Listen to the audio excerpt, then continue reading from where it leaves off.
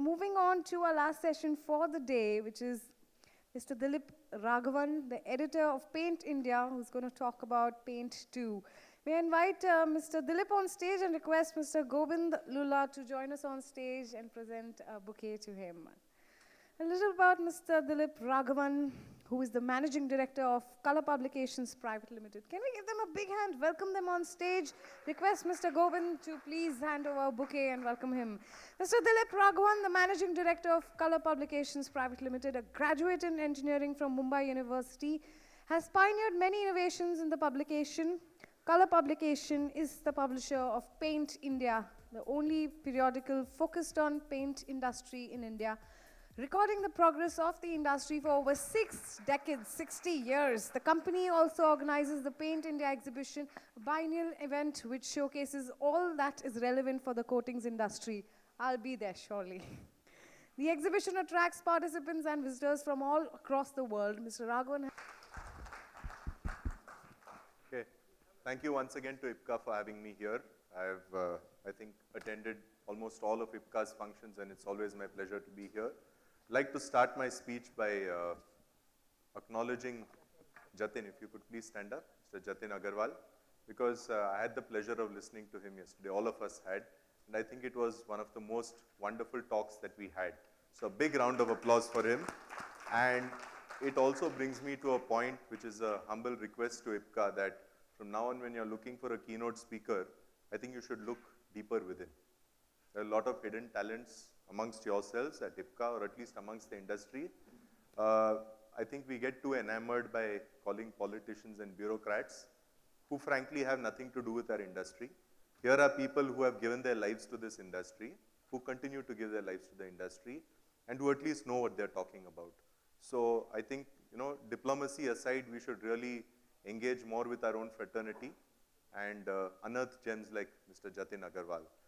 Also, what his talk yesterday has done is rendered a bit of what I intended to speak redundant, because a lot of the things that I wanted to say are actually a reflection of what he has to say, but let me see. Nevertheless, since I'm here, I'll try and present a different spin to it. Paint 2.0, what does it really mean? You know, I come from the South, so nowadays there's a big trend of producing sequels to popular films. Bahubali, Robot 2.0. So what is this Paint 2.0 all about? I assure you it's nothing the kind that I said. It's just giving a different perspective to where our paint industry is headed from here on over the next few years, and trying to see how, if and how we can really react to the changes that we find ourselves in the midst of. There is nothing constant in today's world except change. I think it's an old adage, and we know a lot of all of that. But what is really happening around us, how much of it is relevant to our paint industry, and how can we react and adopt to these changes, if at all, is something that I'd like to leave with you for food for thought. There are no answers that I have, perhaps just questions and some thoughts for myself. I think when we were small, when we were young kids, in order to emphasize the importance of being a pioneer in your particular field, what was often told to us was, do you remember the name of the second man who landed on the moon? We all know the first was Louis Armstrong, right? Do we remember the name of the second man who landed on the moon? And I think without exception, most of us would not know the answer. Taking that concept forward, I'd like to ask all of you, of course, all of us are on Facebook, right? At least I am, and I'm connected to many of you on Facebook, so I know all of you are. Is there a second Facebook in terms of popularity, in terms of its penetration? No. Is there a second LinkedIn? Is there? No. Is there a second YouTube? No. So what I'm getting at is, this is an era of perfection that we are living in. It's a very, very brutal era in itself, where both the rewards and the risks are extremely high. You are either the best or you're nowhere. Even if you allow for a bit of flexibility and a bit of leniency in this whole, in the situation I'm trying to describe, maybe not, it's not about just being the single best person, but maybe there's scope for just 2 or 3 to survive at the top. And we are sitting here amongst a fraternity of 3,000 paint manufacturers in India. So something's got to give. I firmly believe something's got to give, and everyone has to find its niche. I'm not trying to suggest for a single moment that only 3 or 4 paint companies per se are going to survive. I personally think there is room for all 3,000, maybe a little more. But everyone would have to compulsorily find their niche in terms of products, their niche in terms of customers, their niche in terms of application, chemistry, marketing, whatnot. But you have to differentiate yourselves. And I think it's not appropriate on my part to sermonize how you should differentiate yourselves. You know your businesses much better than I do. But I think the message is loud and clear. You really need to look deeper into your business, need to look, be more aware of the surroundings, be more aware of the world that is around us, and try to see how you can really upgrade yourselves and consequently survive in the long term. The internet has really changed things, okay? Again, I don't want to, I don't need to tell you about the internet. You know all about it.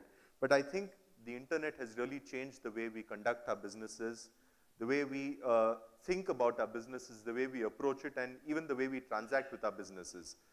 The chemical industry has been one of the last adopters of the internet platform, the economy platform, the web platform, however you choose to describe it. But I think the time is not very far when we will be able to avail of the benefits that the internet platform offers to us. And I take this a bit further. When I talk of the internet platform, I'm not just talking about opening up a Google browser and typing in a URL and looking at it. No, there's a lot more that the internet offers to us. I'm talking of advanced things like machine learning. I'm talking of advanced things like artificial intelligence. Many industries have successfully actually maneuvered their ways towards adopting these technologies.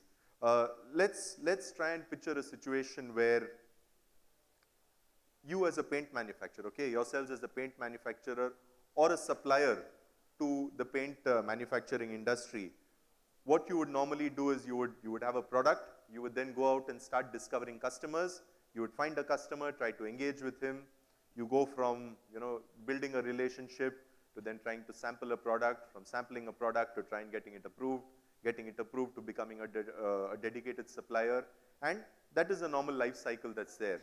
But this is a very, let's say, a person-intensive process, okay?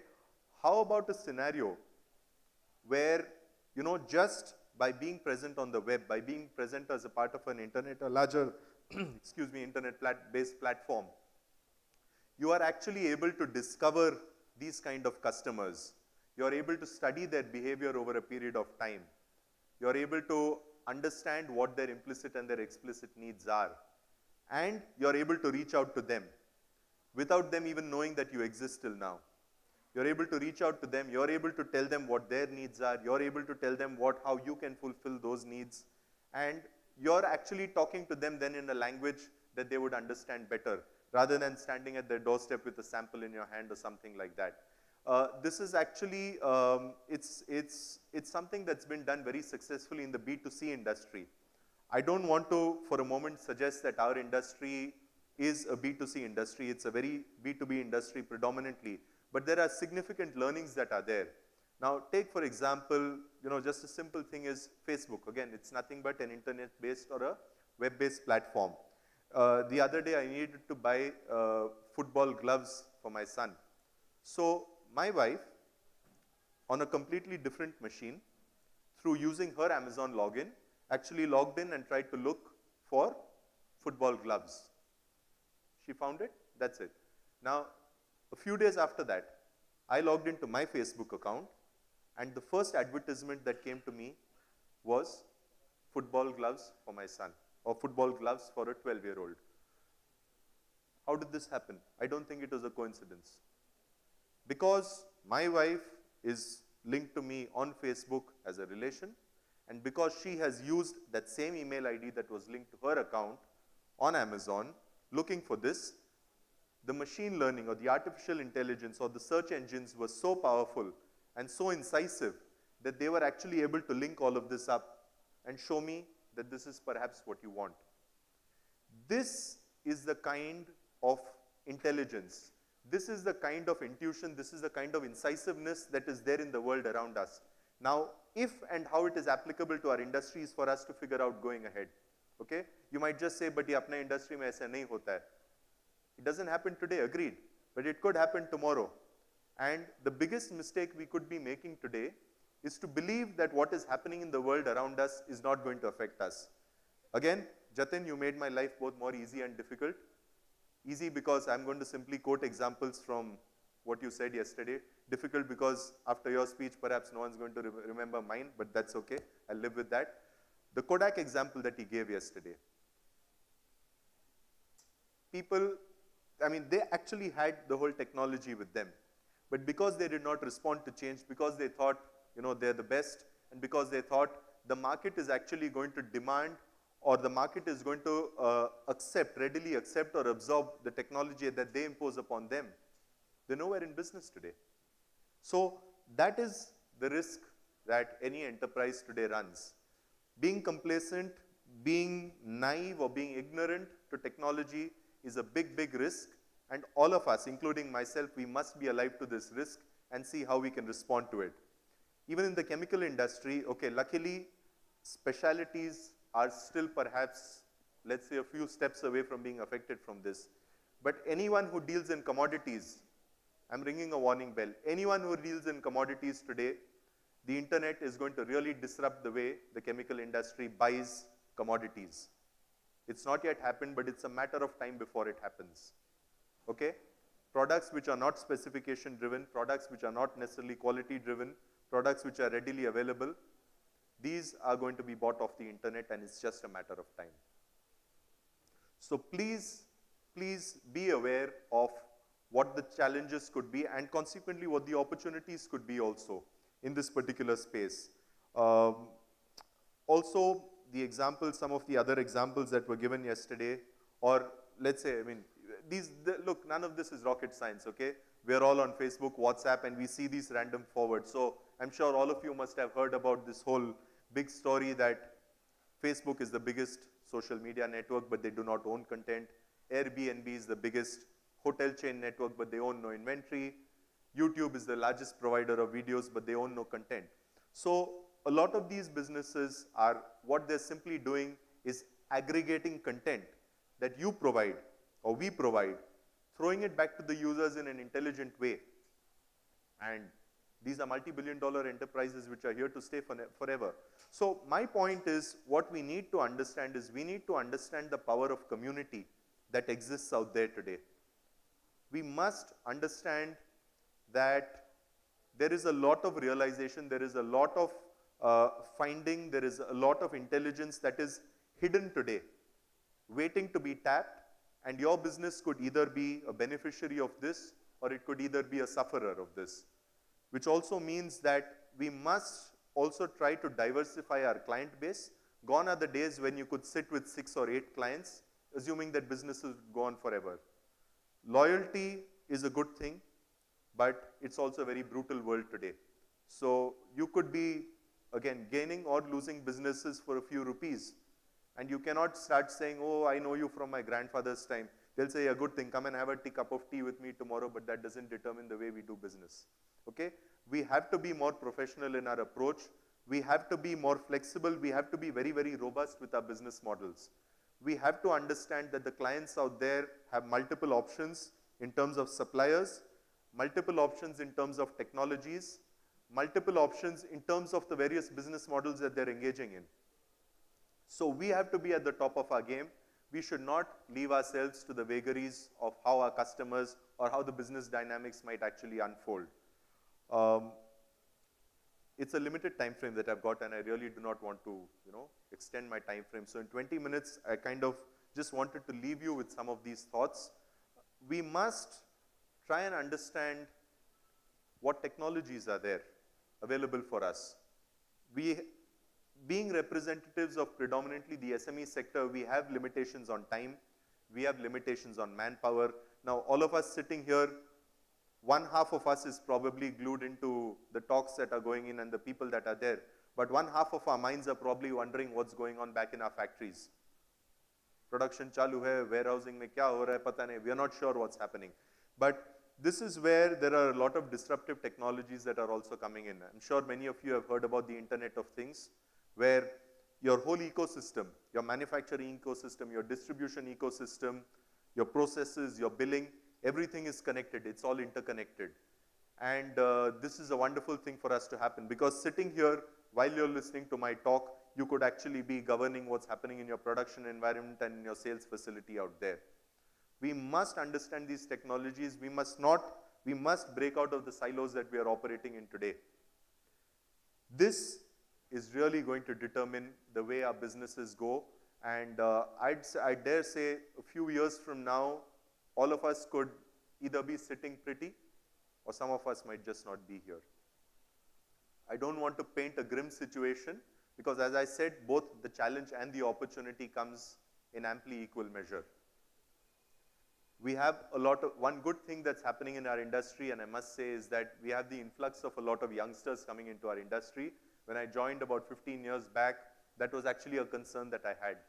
We seem to be getting very top heavy. The young blood seemed very reluctant to come to our industry, but it's a good thing that these youngsters are coming into our industry, and they must, of course, without disrespecting what has happened in the past, take the best of what they saw earlier, but also adopt these new technologies. They are the best bet that our industry has. Okay, I'm also getting old. Once upon a time, I used to be looked upon as the youngster in the industry. Not anymore. I see a few young faces here. These guys are coming and replacing us. But I think they are the best messengers or harbingers of change in our industry, and they are more likely to adopt these technologies. So I think it's important that they adopt these technologies. They understand the power of the internet. They understand the power of IoT. They understand the power of these various tools that are there in the outside world. We don't have to reinvent the wheel. They're there readily available for us. Whether you talk about CRM, you talk about SAP, these tools are also getting more sophisticated, more interrelated. We must adopt all of these into our business. I'm coming to the end of my time now. Lest I be seen as somebody who's just preaching and going away. It's happened in the past, okay? And sometimes I have felt guilty about it. I'm always both the opportunity and the challenge that could be coming our way in this. And believe me, we have put in almost everything that we have into creating a new online web-based platform that's there. In the spirit of the way I work with IPCA and others, I'm not going to use this as a self-promotional platform, so I'm not even going to mention the name, but offline I'm happy to share it with all of you. But enough to say that I have put in almost everything that I have into this platform, okay? It again, as I said, when I say that, it does not mean you need to change what you're doing, okay? Let's not try to fix what's not broken. If you're making a successful business case for yourselves with what you're currently doing, good manufacturing, good sales, it doesn't mean you need to change all of that. You just need to build layers of business, build layers of opportunity, build layers of intelligence on top of what you're doing, and that's exactly what we're doing. I'm extremely proud of what we've done with our magazine over the last 70 years. I'm extremely proud of what we've done with our exhibition over the last 25 years. So that's not going away in a hurry. We are just building these added platforms so that it protects my business interests, and hopefully it makes for a better marketplace for the industry in terms of the way the entire chemical industry can conduct itself. I will hopefully individually connect with all of you offline on that, but believe me, I think it's going to be something wonderful that can change the industry. So in 2 years from now, we'll know. Either I'll be coming to the next IPCA conference, maybe in my own helicopter, and I'll request for a helipad to be arranged. Or conversely, if it doesn't take off, I'll ask for a second-class non-AC ticket fare from Jatin and IPCA to be arranged for me, either which way. But the point is, we must really adopt these changes. And being a part of such an initiative myself, I can promise you that this is not just vain talk, or it's not boast, or it's not preaching. It is something, and that is inevitable. It's like an unstoppable force which is going to be here. And if I look at it in a positive way, borrowing a line from what Jatin said, it is an idea whose time has come. It is here to stay, it is unstoppable, and it is an idea whose time has come. Whether we choose to align with it, or whether we choose to close our eyes and be oblivious to what is inevitable, is our choice. So let us be a part of this change. Let us not be resistant to change. Let us not fear technology. Technology is invariably a friend for us, provided we adopt it, provided we understand the nuances for it, and provided we embrace it with the right positive attitude. So that was what I thought Paint 2.0 in exactly 20 minutes is what I could cover. And hopefully, having sown these ideas in your mind, we could take this forward with a little more detail in the future. We could engage with actual experts from some people who are providing IoT as a solution. We could invite speakers who are experts in the areas of CRM, in the areas of ERP, and actually understand from them what are these opportunities that we are talking about. And I think that would be a much better way to perform business. I'd like to end just to illustrate what I'm trying to say, where I want to highlight that what we are doing is not wrong, but it could be so much better. There's a scene in a film which I really love. It's a film called Swades. I'm sure some of you have seen it. Okay, this is not about patriotism. It's just a particular incident that I recollect from that particular film, where Shah Rukh Khan comes back. He goes to the village, and he says that, so all the villagers are asking him, so what do you do in USA? And he's, of course, very proud. And he says, I work in NASA. And they say, what do you do there? And he says, I work on global positioning satellite system for understanding weather and all. So obviously the villagers, they don't understand a word of what he's saying. And they ask him, "U ka hot hai?" And he says, "Arey, hum पूरे दुनिया में जो weather patterns है, उसको हम study कर लेते हैं satellites ऊपर भेज के." So the village sarpanch looks at him and he says, "अरे वो तो हमारे सहदेव भी करत है." And Sahadev says, "आसमान साफ है, 2 दिन तक कोई बारिश नहीं होना है." So the point is, he is also right, okay? But for how long? With what accuracy? And what is the ability that GPS and technologies like this bring to us? So again, without disrespecting what we already have, let us embrace technology, let us go ahead, and let us make this industry a better place for ourselves. Thank you so much for having me here, and I look forward to engaging with you.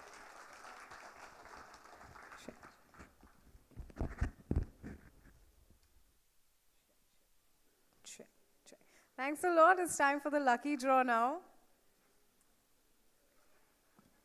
After an interesting speech, everybody is excited to win. Our last lucky draw for today. Are you all excited? Okay. I want to hear some more excitement. Okay, who's winning this one? Who's winning this one? Rajul Shah, Micas Organics. Rajul Shah. Rajul Shah. He's my friend. Someone said, Check. He's gone to buy a helicopter. okay. Sahil Shah, SNA Fine Chemicals. Sahil Shah. Do we have Mr. Sahil Shah? One last one. Mohammad Zafar, Popular Paints and Chemicals. Mohammad Zafar. Do we have him here? Okay, this is getting fun. Okay, the last one, and this one is? Rajesh Iyer, DIC. Rajesh Iyer. I hope he's here. Koi to le jao prize. One more on audience request. Okay, may I request our president, Mr. Jatin Agarwal, to kindly join us on stage and present a memento to Mr. Dilip. Everybody, come on, our president is on stage. Give him a big hand.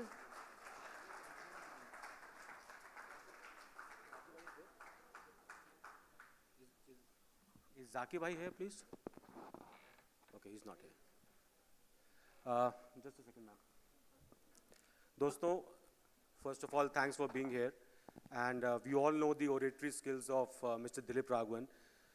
Innovation कोई app नहीं है जिसको आप download कर सकें, और री-innovation कोई उसका second version नहीं है.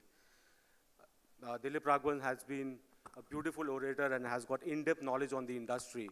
But I think the words that there is no second Dilip Raghavan in the industry, I think won't be wrong. अपनी मंजिल पे पहुंचना, वहाँ खड़े रहना, कितना मुश्किल है बड़े होके बड़े रहना. This is Dilip Raghavan, who is a true ambassador of our industry. It's always been a pleasure to have you with us, Dilip. And I think a beautiful speech. I think the gist of it is that we all have to look inside and find the innovation for the next generation. 2.0, here we come. Thanks a lot, Dilip.